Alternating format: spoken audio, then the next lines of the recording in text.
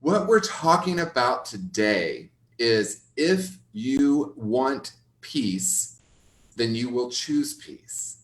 And that is a quote from Eckhart Tolle. I always like to give credit where credit is due. And he goes on to say, if you could remain absolutely present, you can actually be at peace regardless of outer circumstances.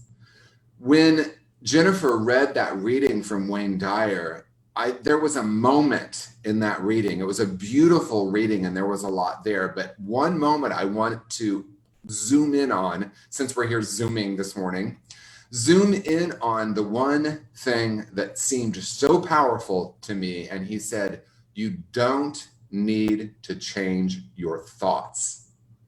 And then went on to say some version of, because peace is a frequency. It's a vibration. It's a way of being. Now, for those of us who have gone to workshop after workshop, I did EST in the 80s. I did LifeSpring in the 80s. I did so much therapy. I did so much counseling, so many activities, so much work on changing my thoughts.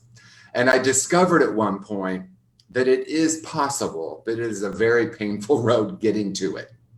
And then I realized that there's something much greater. And when I say realized, it wasn't an idea I had or an awareness in my mind. It was an experience in the core of my being. And that was, it's not about changing the thoughts. It's about tapping into and tuning into a deep frequency. And like Jennifer said, I love the analogy too of that light that is within us, that candle light that nothing can extinguish. It's a frequency. Light is a frequency. So if you've been believing that peace is a thought or a collection of thoughts, what I want to offer is yes, and the deeper awareness of peace is that it is actually a frequency or a way of being. And it might also be said that we came in with that vibration. In my experience, that's the truth. So we're not even trying to turn up our frequency. We're really wanting to tune back into our original perfection. Now, on the surface, doesn't that sound easier? I mean, I really spent so many years, I think it's Dr. Sue Morter that said, life is a struggle and difficult until it's not. And that was my experience, right? I came into New Thought. I was doing the workshops. I was doing the counseling. I was doing all of it. And I'm like, I sort of, fists clenched. I need to learn to be more peaceful, right? And it's kind of interesting that what I didn't realize is that peace is already who and what I am. Our wonderful friend Amitabh, who has spoken and sung at your center, in the lyrics of one of his songs, he says, we can call off the search and rest in the peace that we've already been, right? Call off the search. When I believe that I need the world to look a certain way in order to be at peace, I will suffer. That wouldn't even be optional at that point, because the world is not, unfortunately, or at least it hasn't yet, lined up to every thought that I have about the way it should be. Now, we're living in what we call extraordinary times or unprecedented times. But one of the things this year has offered us is that the outer realm is simply not predictable. And many of us have spent years or decades trying to have some predictability about the externals of our life. The issue with that is everything has a beginning, a middle, and an end. Everything ebbs and flows. That's nature. That's what happens. There's death, there's rebirth, there's life, there are the seasons. This is a natural process. But the important piece with this is when I am rooted deeply in the being that I am, the peace that I am, then I can become a witness to the ever-changing conditions of the world through a place of observation. So when I attach to what we call the ego, which is simply a collection of ideas or beliefs, it's that narrative we were talking about. I love that we got Wayne Dyer and Mr. Rogers this morning already. That's amazing. The simple message is that we are everything we've been seeking. not from that ego place, right? Because we might hear that and say, oh, I'm so great. I'm everything I've ever been seeking. No, what we're saying here is that the deepest desire for each of us is to know our own wholeness, our own spiritual essence, our own true nature. And when we separate from that, we begin to look to the world to bring us that experience. And that can look all sorts of different ways. Romantic love. If I just find the perfect partner, you know, people have made a whole lot of money on doing find your soulmate workshops. And I would love to do this. Maybe Amy and I can do this. We'll charge you, like, let's say $200, and you're going to come in and you're going to sit in a circle, and we're going to say, we guarantee you by the end of this workshop, you're going to find your soulmate. And then we just pass around mirrors and have everyone take a look at themselves and then collect the money and leave. How's that, Amy? Do you like that idea? And you know, I'm joking, and yet I'm not, right? Because there is a search for this feeling of wholeness. You know, we, as we talked about with romantic songs, sometimes we hear "you complete me." Now, there's nothing inherently wrong with that, except that that experience is going to be temporary at best, and it just doesn't really change what's happening internally. What if, my favorite question, what if instead of that, I would recognize that beyond my ego construct, beyond my own thoughts, ideas, and perspectives, which, believe me, I have plenty. And in 2020, I seem to have more opinions than ever. I'm just going to own that and name that. But I'm not in a place in my life where I think I need to get rid of them, but to observe them with curiosity. As I have said, I often use this quote, and I think it's one that I could use every single time I speak. And that is Krishnamurti said, the highest form of human intelligence is to observe ourselves without judgment. So if I can recognize that I have thoughts, I have an ego, I have opinions, but the deeper truth of who and what I am is everything that I've ever been seeking, because that wholeness doesn't get completed in a relationship or in a job or in some kind of addiction or a trip. Or for me, it doesn't get actually fulfilled by speaking on stage, because I miss speaking on stages. I love being able to Zoom, but it's just not the same, right? It just isn't. And so I can go into a judgment of that. Well, here I am teaching that we're whole and complete the way we are. So why would I want or need to be on a stage or facilitate a workshop? And so compassion is very, very intricately, I can't even say that word today, linked with peace.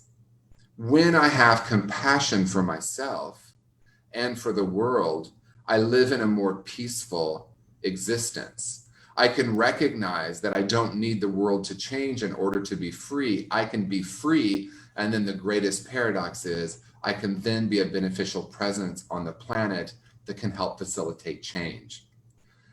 That's the interesting paradox of all of this, right? And I don't know, I'm not going to name you, but I loved this. I posted a picture of me and my dog Cowboy, and I had a hashtag I am enough. And someone from Brentwood, I won't name her, said, well, if you're enough, why do you need the puppy? And I just thought that was so amazing, because isn't that it, right? It's true. Puppy does not bring happiness, but it also enhances my life. He is a beautiful being. And then another friend of mine chimed in and said, well, maybe the puppy needs him. And then I wanted to chime in and say, he's not a puppy, he's a full-grown dog. And Will, my husband Will, and I were joking about it, right? Because all of the different things that can show up. And so let's actually use that as an example, because I think it's hilarious. As much as I'm sure it was meant to be very, very light, I actually used it as an opportunity. It's like, oh, that is interesting. If I'm whole and complete the way I am, then why do I want or need relationships? If I don't need anyone or anything other than myself to be free and to be at peace, why do I love community, or what is that about? And I sat with it for a while, and I realized for myself two things that are important about it. One, I go in and out of an awareness of the deeper reality. right? I sometimes forget the truth of who and what I am. And I find myself wanting someone or something in order to feel something whole or complete. And then I can observe that and catch that.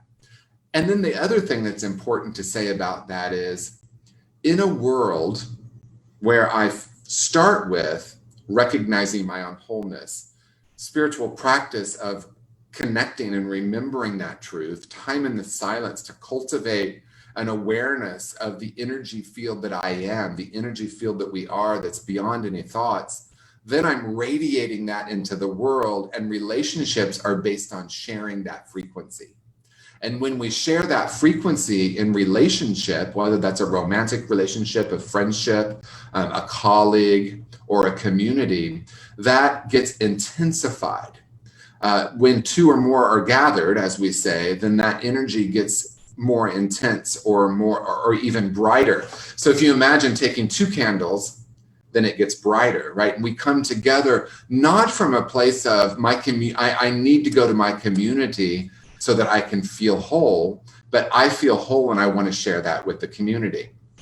Now, it sounds like I maybe am saying, let's check the box. Okay, I'm whole and complete. I know that. I'm done with my process. I know that now. All I'm going to do is radiate into the world, and I'm going to choose relationships where we come together and brighten that frequency. And if that is true for you, I applaud you. My journey has been different than that. My journey has been more like, oh gosh, I have that deep awareness, and there's something so deep in my being that gets it. I know that I know that I know that I am source energy, that I am love. I realize I need nothing from the world. I'm here to offer the world. And then 15 minutes later, I can forget that. Not forget it as a thought, but forget it as an experience. Like, oh, someone said something or did something, or God forbid, I turn on the news, which I don't do anymore. That's my commitment for the rest of 2020. No, thank you. Because I don't want to be in that frequency, right? And people will say, well, are you going to bury your head in the sand? And I mean, there's a part of me that wants to say, yeah, actually, I think the sand is probably a lot more pleasant than the news. But what I really want to say is life is frequency, right? And so if I absolutely know that I know that I know that source energy is who and what I am, then of course I can watch the news and not get pulled by it, right? Of course. But for most of us, as my friend Michael Beckwith says, we are spiritual beings having a human incarnation.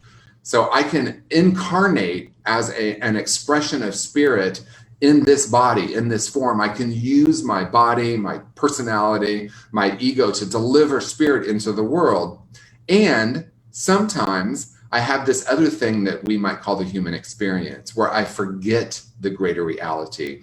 And even for a moment, I believe I am my opinions. And as soon as I have an opinion and believe that that's who I am, then I automatically create division.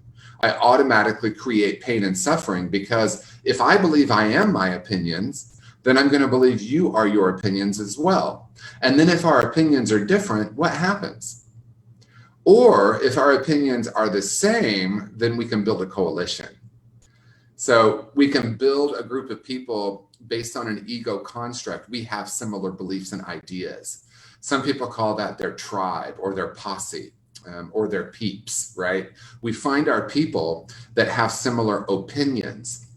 On the surface, that seems wonderful, right? Oh, I'm around like-minded people. That's why that phrase is interesting to me, like-minded people. The issue is that's what's creating all the division we see in our world right now. And I think it's probably always been there. A large portion of humanity has lived at what we would call a lower level of frequency of believing in separation, good, bad, right, wrong, us, them. The issue with it now is that we have technology that's just blasting it out all the time, right? Some of us are old enough to remember when you had to wait till 6 o'clock for the news, right? You waited, or you waited until the newspaper came the next day.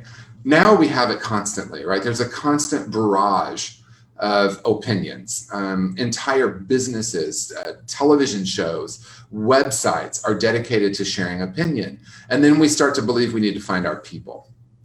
Why am I focusing on this, and why is it important? peace is not the absence of opinions. Peace is the frequency beneath all of them. And when I build relationships based on that frequency, then lo and behold, I'm not as attached to you having the same opinions as I do. You know, Amy and I are really close. We have a soul connection. She's one of my soulmates, which, by the way, every human being on the planet is our soulmate. So not only do we look in the mirror for the soulmate, but we also look at the next person in front of us. Gandhi, it was said to have said, if you don't find God in the next person you meet, don't bother looking more or looking anywhere else. Right. So Amy and I have this incredible soul connection. And guess what? We don't have all the exact same opinions. But because our relationship, our friendship, the way we collaborate is based in spirit, it's okay. Now, what would happen to the world and in the world and for the world right now is if each of us would simply say, I have opinions, but I'm not my opinions. I am something much greater. I am a particle of source energy. I am an infinite being capable of shining my light in the midst of everything happening. What would happen instantly is that we would call off that search for the world to look a certain way in order for us to be at peace. And we would recognize that peace is a way of being. And then I can honor and I can recognize and I can even have a conversation with someone that sees things differently than I do. And I can be open to hearing them. That's true connection. That's emotional intelligence. That's love frequency. I don't need to make anyone right or wrong because I've gotten out of the business of making myself right or wrong. Now, that can take a lifetime and it can happen in an instant. So what I want to say in closing, and then we're going to do Q&A because that's our favorite. So please put questions in the chat on Facebook. What I want to say in closing is, yes, that can take a lifetime and it can happen in an instant. And that's what each of us are being called right now. Each of us is being called to be that love, to be that light, to be peace frequency. And I could say right now, there's never been a moment in history that it's needed more, but that can be said at any moment. This is the moment. The moment is now. And it's time for each of us to be that peace frequency in the world, to move beyond perceived differences, move beyond constructs and ideology, move beyond finding like-minded people or even like-hearted people, and moving into recognizing that who I want to surround myself with now are people who are dedicated to knowing that peace is who they are, love is who they are. And we have this great, wonderful love affair with each other and the world of bringing that more fully into the world. Because what happens is we might believe it's a process. Oh, learning who and what I am is a process. Being peace is a process. I need to continue to process some things from my childhood or my past. Yes, and there's a greater reality, and that reality is you are already whole and perfect exactly as you are. You are the one that's being called to be peace in the world. Each of us right now, each of us is called. So I am always honored, always grateful to be with you. And regardless of the wall color, I love being with your community. So let's open it up for Q&A and conversation and comments. And you can ask, me or Amy, or you can share your thoughts and feelings. I love it. I was laughing pretty hard.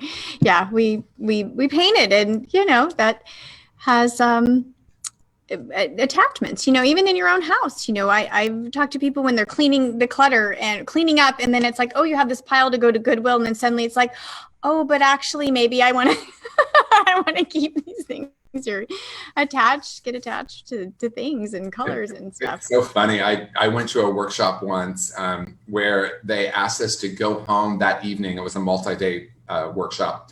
The first evening, and take our very favorite item of clothing out of the closet and donate it. And I went to my closet and I opened it and I thought, oh, I know it's that suede jacket. I know it is. And I reached for it. And then I went into a story myself. That's not really my favorite. And so then I chose my second favorite one and I did it. And boy, was that informational, right? It's like, gosh, I'm okay with the second to, you know, and you know what's funny is I still have that suede jacket. Maybe it's time to donate. Wear it? No. That's the question. Right. Very rarely. So I have an attachment to it, apparently. Yeah, it's just the greatness is having the awareness, right? Look at how I think about this. So interesting. Well, I loved everything you bring up, and I loved that you brought up about us. You know, we do have a soul connection, and one of the deepest friendships that I have in my life, and closest, the safest. So what I want to say about that is safety. That we can have different opinions about something, and yet safe enough to have a discussion, and I mean, we have a lot of agreements as well, but you know, there are things sometimes that are not exactly on the same page, but there's so much safety and love that it's like the space is so sacred that we can show up and be there, and there's peace there. And so it just got me thinking just about all you know, our whole society, and if everybody showed up with that kind of a space. And I was reading something just recently about way showers, and I'm probably going to get this a little bit mixed up, but they were talking about the difference between way shower and then just somebody else who's maybe just saying I'm a spiritual person, and but really being stuck in an opinion, and what that feels like in the frequency, how the frequency feels different. And if you're, and this comes down to semantics too, how we want to define way shower or spiritual, whatever. But in that definition, it was a way shower, really holding more of that. They were using the word neutral, but I think how you said it was well put. Peace is not the absence necessarily of opinions, but it's about the undertone, the feeling tone, the frequency that you hold. And again, frequency, vibration, sometimes people use that the same, and then other times a little different. I tend to use it the same. In this conversation, they were talking about we can change maybe our vibration in our mood. You know, maybe we're not in the highest mood today. I'll say mood to be clear, but your frequency can still be held in a certain place, even if maybe today you don't have, you know, you're not so energetic, maybe you didn't get enough sleep, but your frequency is not necessarily changed, if that makes any sense. So I see that as a choice we're making, right? Just like the talk title, if you want peace, you're going to choose it. And so that's about choosing your frequency. Like I feel when I'm off, and I don't want to be in that place. I know what it feels like to be centered and aligned in my peace. And I don't know, maybe that was a little tangent. I love that. I think there are at least three important things, but I'm going to touch on two of them that you said. One is the difference between being a teacher and holding a space for learning is kind of what you're saying, right? And the way shower is those of us who are dedicated to actually living the path and then being willing to share that with the people around us, right? And that is so much more authentic. And I think that's what people are looking for more now, right? Because, you know, it's easy to get caught up even in new thought, right? We can like learn the prayer process. We can learn, you know, that's why some people are like, no, Ernest Holmes said it and that's the final truth, right? Or even, you know, Michael Beckwith said it and that's the final truth. I remember when I was at school in Unity, one of our professors, I guess, if you will, said, okay, for those of you who believe that Charles Fillmore, it's important that we stay true to what he said. And he'd put a quote from Charles Fillmore up on the wall, and then we would all say, oh yeah. And then he would put another one that seemed to completely contradict it. That was Charles Fillmore 5 years later, right? So as way showers, we're evolving and we're holding that frequency. And the other thing you said that I think is really, really important is there's a core frequency that each of us is. We have this core vibration, and the other ones do fluctuate, right? I might see something on the news when I used to watch that I would get activated, but the core frequency is still the same, right? And that's really the spiritual frequency. And in spiritual practice, we're really wanting to cultivate a relationship with that so that becomes true. So what is visible is the illusion, and what is invisible is reality. And as we understand that, not here, that's an idea, but really understand that, then everything changes, right? Because as controversial as it might be, my peace is not hinged on who is president of the United States. Because if it is, every 4 years or every 8 years, I will suffer. That's right. So it doesn't mean I don't have an opinion. Believe me, I have opinions. But it's not who I am. It's not what I am. Exactly. Yeah, I know we're aligned on that as well. Yeah. Well, I love that you mentioned the kind of the Ernest Holmes, Charles Filmer thing. Several years ago, I was at a Unity Leader conference, and one of the speakers had said something like that, like, we can't live on the fumes of Charles Fillmore. Yes, he was extraordinary for that time, and yet we are ever evolving and open to emerging wisdom. Okay, so let's check the feed here. Yay. Because I'm sure it's moving along, and we have TJ with us, so we love to just chat and chat. Let me scroll back here. For me, the right community reflects and reminds me about who I am. Thank you, Stephen. Garrett, I think this is a question, asks, why can't share different opinions, finding joy in our differences and learning from them? Mm-hmm. If we come from love and appreciation for different backgrounds, then we won't panic out of fear and self-righteousness. Yeah. I think it was, why can't we share different opinions, finding joy in differences? Yes. Agreed. Yeah. And for me, as I said, the reason that I have struggled with that in the past is that I believed I was my opinions. And when I understand there's a greater reality, then there's much more room to, as you said, Garrett, so beautifully, honoring people's backgrounds and perspectives. And then I become curious. Then I become an observer instead of getting activated by what seems to be a different opinion, because sometimes I'm like, oh, it's not even that different anyway. Yeah. The opinion. Yeah. I think curiosity is tremendous. It's an enormous game changer to stay in curiosity, because even in communication, some of you know I've been in 3 days of like hardcore relational communication training, and this is a key point, is if we're just in our heads and we're concerned about, what the next thing we're going to say or the past or whatever, we can't really be in a compassionate space for the other person. And so really staying curious, like, what is going on? What is happening for you? Huge. And what's the request? I love that. What's the request? Yeah. Right. Whether they're able to, like, in a romantic relationship, for example, our partner might not even be aware of what the request is. Exactly. Right. And so we might be stuck on who took the trash out last. And we know it's not about the trash as much as it might seem like it is. Right. So what's the deeper request? And it's usually something about being seen, being heard, love and connection. And when I'm becoming curious about my partner, what love and request they're looking for, whoa, that's totally different than getting stuck in you said this and I said that, and I don't feel resolved about this and that.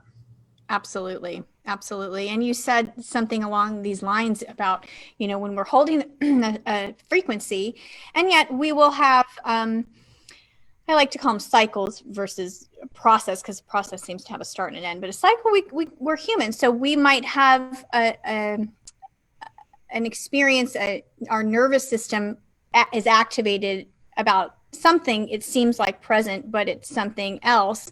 And just to be aware that maybe it's not necessarily the news or whatever just happened. It's something deeper, right? And so staying in that curiosity again, what is the deeper piece here? Okay, let me scroll here. Only 100% of the time is it about something else. Ding, ding. Maria says, accepting others' opinion is also a matter of respect and being open-minded. Thank you. Let me see. Garrett says something else. Yes, it is so liberating to realize that no one is right or wrong in the ultimate eternal sense. Even people who are mistaken are doing their best at their own level. Thank you, Garrett. Patricia says, bridges, not walls. Remember who you are. Great and deep speech. I love you, TJ, says Maria. I don't think we're perfect and whole yet, but we all have the potential to reach that heavenly state, says Garrett. David says, thank you, TJ. Pat says signs of maturity: 1, entertain yourself; 2, entertain another; 3, entertain an idea from my latest book. Thank you, Pat. Karen says, if you are to accept everyone, what do you do when you are no? If you are to accept everyone, what do you do when you are no? Does that mean? I'm not sure if that was Maybe we need clarification, Karen. Yeah, we might need clarification on that question, Karen. I don't think it maybe finished. Maybe you didn't finish. Beverly says, what a great message. How do you stay at peace and from love with those who hold hateful thoughts? So thank you for asking. Yeah. This is important to me. I always start with, and take a little ride with me here, because the beginning might not apply in this particular case, and it might. I start with when someone does something, or maybe they even have a judgment of me, right? Or they have a perspective about the world. I pause. The first thing I do is check in and notice my internal response, right? Is there a reaction in there? Is there tightness? Is there some kind of button that got pushed? And then I say, whose button is it? It's mine, right? So it has really, in the truest or the purest sense, it has nothing to do with what they just did. Right? It has something to do with something internally. Then I go to, let me look at the ways they might be right about this. Now, I talk about like right and wrong, good and bad, and we want to move beyond that paradigm. But I let my ego for a moment look for the ways they might be right. Now, this can be really challenging if it appears that it's really hateful what someone's doing. But then, and this is what I'll call the advanced course, if it's true that we're all one, right? If it is true, right? And so that's, Unity's foundational principle and so many other of the New Thought teachings. There's one power and one presence. And we go on to say we're all expressions of that power. So if I'm one with the person doing it, then I'm going to invite myself to ask myself, in what ways have I done that in the world? I'm sure I've talked about this at Brentwood, but I attended a workshop once where the facilitator asked us to reach under our chair, and there was a word, and the word might be loving partner words, or it might be murderer, or your word might be gossip. And you had to find a partner and tell every way, or give examples of how it's true about you, right? Because we end up believing that we're separate from someone, and we see them do something that we call heinous, and then we go into judgment about it. And then if I go into judgment about it, then I think it's my job to correct it, right? And so that's the issue with the world. Now, people will say there are extreme examples, right? Someone murders someone, someone sexually abuses someone. And so the reason I start with all of that is I want to first tune into what is getting activated in me with that. What thoughts do I have about it? And in what way have I acted that way in the world? I haven't, on the surface, done either one of those things in the world, but can I reflect on that? Not from a place of like, it's okay, they did it. And that's where the mind can really struggle with this concept, right? Because how can you say it's okay? Not saying it's okay. But what we're going to do is look for our commonality first, look for our shared experience, and then ask the question, what is really wanted and needed here in this scenario? I think the seeming complexity of it is the mind often wants simple answers, and there just aren't simple answers with this, right? There aren't. The question is, do I want to be free? And what would it take for me to be free? Because as long as I'm stuck in judgment and otherness, I'm actually not going to be able to help the situation. I'm going to actually be feeding the situation. And that's what we see on social media, especially with this last political cycle. People pointing fingers and absolutely convinced that the other side, and I know this is a blanket statement and not all of us, but there are groups of people that are saying the other side is evil, and they have all the reasons that they can say that and point to it. So the only true change that's going to happen is for us to rise above that and reconnect with our essential truth, right? If we all knew, it comes down to something so simple. If each of us in this moment knew that love is who and what we are, what would happen to the world's problems, right? And so people have said, well, that's really Pollyanna. Well, Pollyanna was a character in a movie, and what she did is look for the great in everything. So thank you, first of all. If you want to call me Pollyanna, I take that as a huge compliment. I'm going to look for the good in all. And then we're really talking about something deeper than that, though. Yeah. Yeah, I love that. I've said that before too. You might Yeah, think of that. course you have. But I love that question. What would it take to be free? Mm-hmm. Free from the suffering and all of that. So thank you. Great response. Okay, we are going to scroll back. I know Karen did finish that question. Let me go back to see the beginning part now. Sorry. It was split up. Well, okay, let me just read it from where it is. Karen, if you are to accept everyone, what do you do when you are not comforted around someone? What do you do when you are around someone, you are uncomfortable with someone, and you are uncomfortable? I think. Oh, I love this question. Karen, I love you and I love the question. This is so great. Here's the answer. Usually I leave. And the issue that I think a lot of us get into with, we could even call it metaphysical malpractice, is that what we hear is, well, we're all one, we're all love and light, therefore, like, who am I to judge this person? All of that is true, but it doesn't mean I'm going to stay in a relationship with them, right? And I'm not saying that the answer is always to leave them, but here's the even greater truth. When I am in my own journey of tuning into my original frequency, the relationships start to shift. People have walked out of my life and people have come into my life based on my frequency. The potential trap there is, I don't want to go into, and the reason I said metaphysical malpractice, I don't want to go into blaming myself, oh my gosh, why does my consciousness keep creating this, right? We could shift it and say, why does my consciousness keep creating this, right? So if I move out of judgment with it, because that was me, I'm talking about myself. For when I was first in New Thought, I was like, oh, we create our reality based on our thoughts, based on our beliefs. And I have all this stuff that appears to be really dysfunctional. Then I went and I switched from blaming the world to blaming myself. And that was a long period of time when I realized, whoa, this isn't about that, right? It's not about blame. And so I think maybe the simplest way to say it is unplug from being as concerned about my relationships, my work situations, and be more aware of my own spiritual journey, returning to that, knowing the deepest truth of who and what I am. And then the stuff in the outer realm, it seems like magic starts to take care of itself. Frequencies align. If I shift my frequency, someone will say, you've changed. Again, thank you. I hope so, right?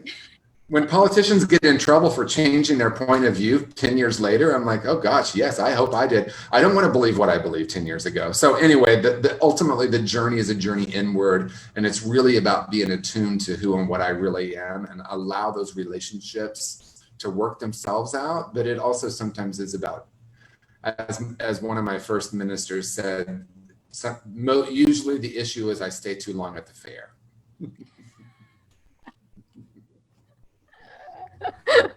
Okay, wonderful response. Thank you, TJ. I could comment on everything, but we would go on for hours. We could do a follow-up. That's what we should start doing. We do like a 90-minute follow-up to our Sunday morning talks. That's what we should do the next time you're it. Yeah, on Zoom. It might be long here. If we're on Zoom, it will work. Okay. Gail says, I so remember that wall, TJ. You always leave me feeling better and more grounded in spite of what is going on with politics and health. Yeah. Thank you. Yes, the wall. We were just aesthetically changing things. Yeah, that such a story. Does everyone know that story? I feel like we've told it a lot of times, but for those of you who don't know the story, we were getting ready to paint, and it was TJ's first time here, and I was telling them about I'm going to pick colors at Ace Hardware and do some sample colors, and he mentioned his background way in a different life of interior design, and so somehow I roped him along to Ace Hardware, and the rest is history. Okay, Karen, sorry, she repeated thank you, Karen. Sorry for all that confusion about that. Dave asks, or maybe this is just a comment, I'm often challenged with my perception that there seem to be many whose vibration seems to be in hate. Mm-hmm. That peace would be somehow a failure or a losing of the fight. Yes. Thank you. Yeah. And Thank I you, just, and who asked, who said that? Dave, thank you so much for that, because, you know, regardless of where you fall on the political spectrum, I've noticed that the conversation is fight for rights, fight for this, fight for equality, fight. And I understand it. You know, I always want to start with compassion, because when I feel threatened, right? When I feel threatened, my natural response is either fight, flight, or freeze, right? And we all have our own way of doing that. But if someone comes in, like, you know, comes into our space physically, we might have the automatic response of fighting because it's survival. And so when stuff gets activated that's really deep, I think we can collectively go into survival mode. And regardless of what your opinions about 2020 are, there's a lot of, it's a traumatic experience on some level, right? Everything that we thought was reality one day changed the next, and then we're going back and forth. Oh, we're opening, oh, we're closing. And it's so easy to get into the opinions and the fighting it, but the reality is what we want to do is learn how to check in with ourselves, because it's the litmus test is so profoundly simple. You know, other than what if, my second favorite thing to say is what gets created when.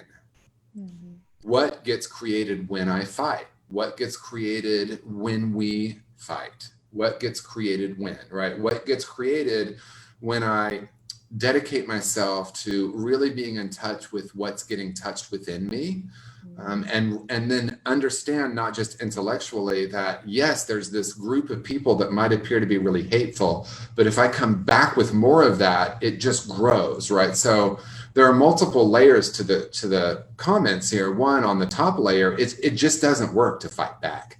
And many of us have been so deeply programmed to believe that we're supposed to fight, that yes, what you said, I love that. If I go into peace, I might feel like, oh, I'm like either a failure or not, you know, you might even say I'm not man enough, right? Because men a lot of times get taught, and I know, thank God, gender roles are changing dramatically. But for some of us who have a few gray hairs, a lot of times men were taught you have to fight, right? Be strong, be, you know, that man up, right? And that's still prevalent in our culture. And it's true for all of us. I need to fight for equal rights. I need to fight for this justice. So on the surface, it just doesn't really work. Ultimately, there's these little victories. And of course, a victory for one is a loss for another. So it's just creating more of the ego drama, right? I think Eckhart Tolle calls it the ego drama of Earth. And it is possible for us, because true strength isn't about fighting. It's about checking in, recognizing what's getting touched, working with that, and then responding as peace and as love. And as more and more of us do this, we can actually manifest, and we are manifesting, profound and lasting peace on the planet, not just what seems like a victory, or, oh, my person got someone on the Supreme Court, etc. And what I'm not saying is none of that matters. I hope everyone hears what I'm saying. I'm not saying it doesn't matter. I'm saying that what is much more important is that I dedicate myself to being peace in the world, and then be part of the change, but not the ego change. Yeah. Beautifully said. Thank you. Jan says, I do believe I am perfect and whole just as I am, and then I forget. I move outside myself for that frequency of wholeness, and then I return to the truth of my being, and then this seems to be the cycle, and I am aware that I return to the knowing more quickly.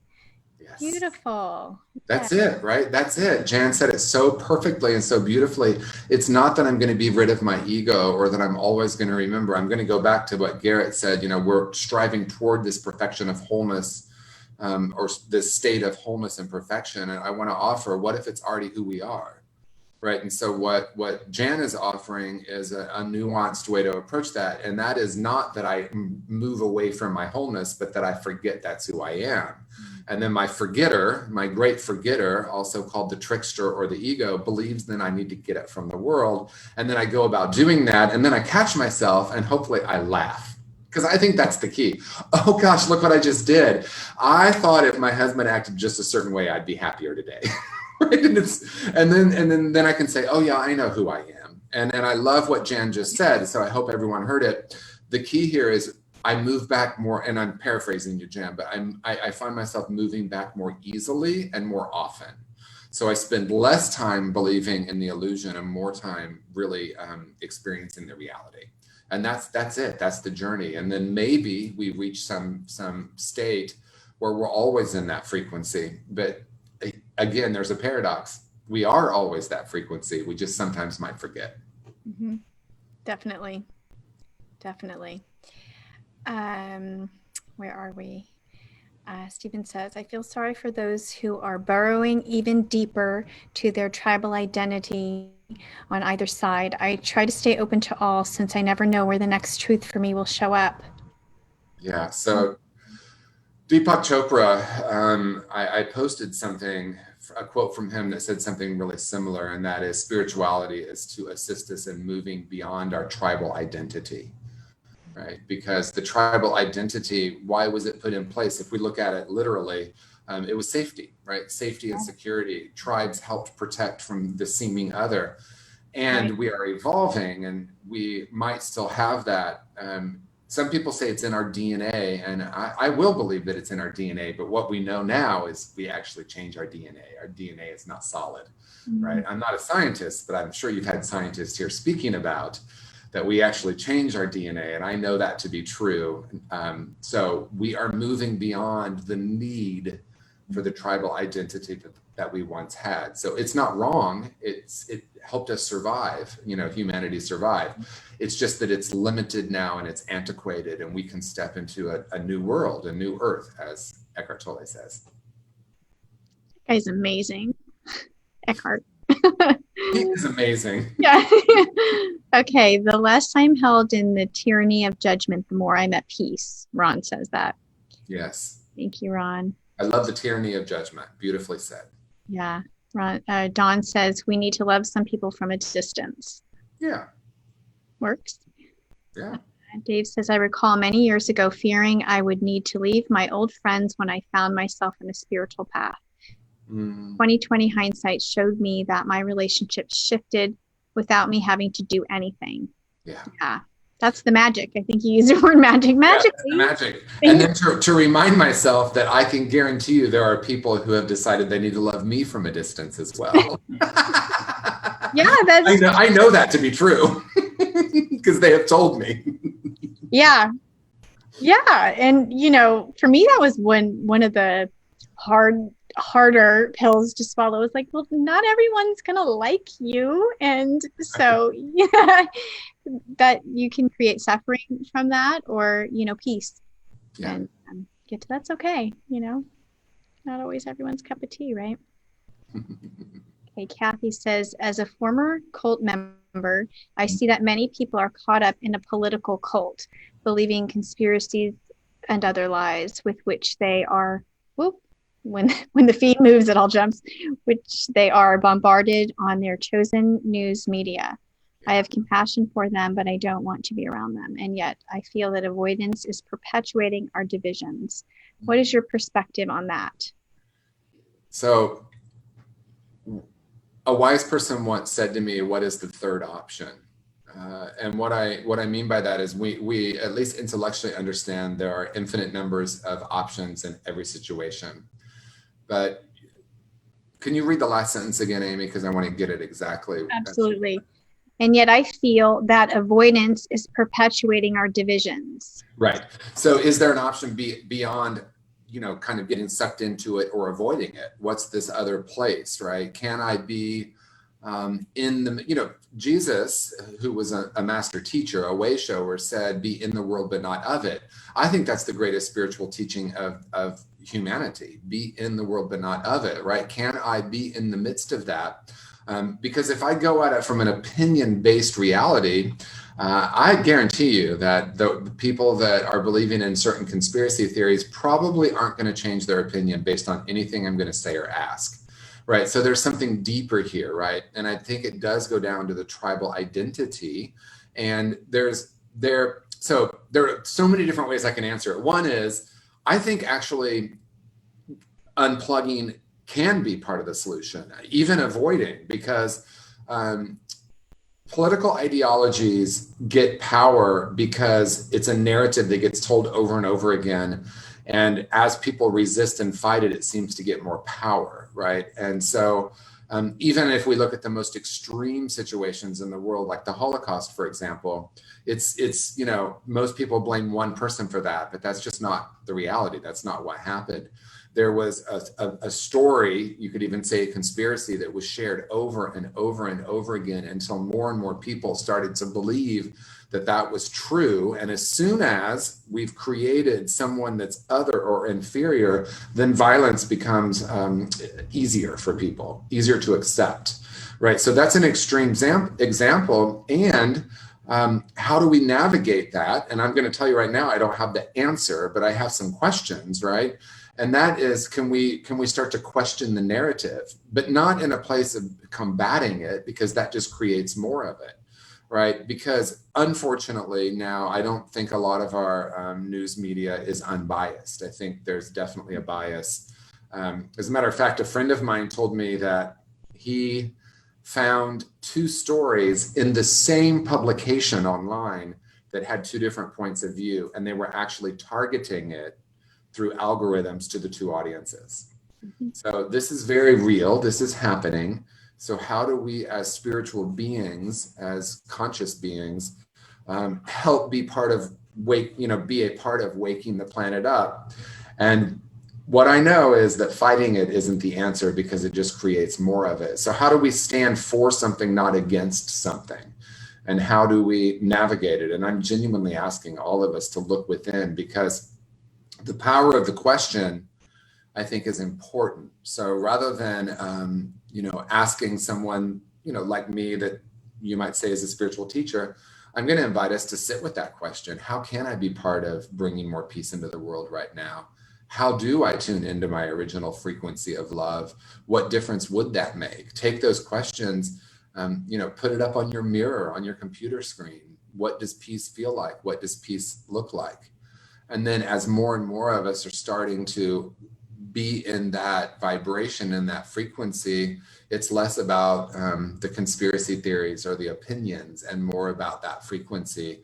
And I don't even have 100% intellectual understanding of what I'm saying. I'm just going to be transparent, because I'm noticing in this moment, my mind is like, oh, I should have something more concrete to say.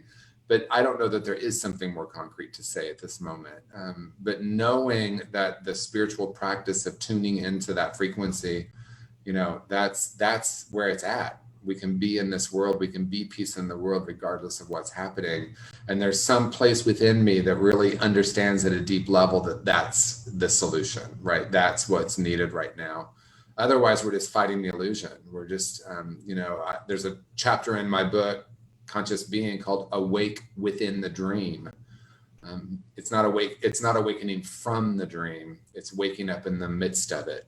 And we're all creating our own dream based on our points of view, our narrative, and our unconscious beliefs about ourselves and the world. Right. Thank you. That's beautiful.